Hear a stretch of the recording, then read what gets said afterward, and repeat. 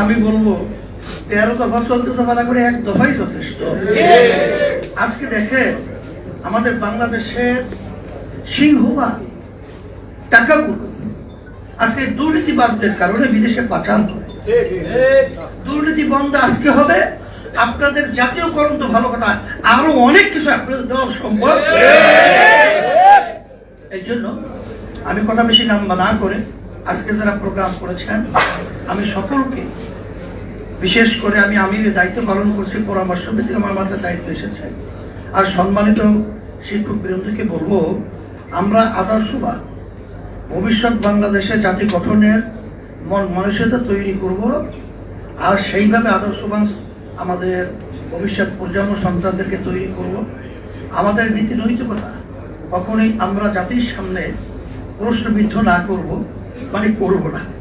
যদি এইভাবে আমরা চলতে পারি, আমরা কথা দিচ্ছি যে আমরা যারা রাজনীতি মাঠে রাজনীতি করছি, আপনাদের ন্যায় দাবির ব্যাপারে আমরা সবসময় একমত থেকে সহযোগিতা থাকবো ইনশাআল্লাহ।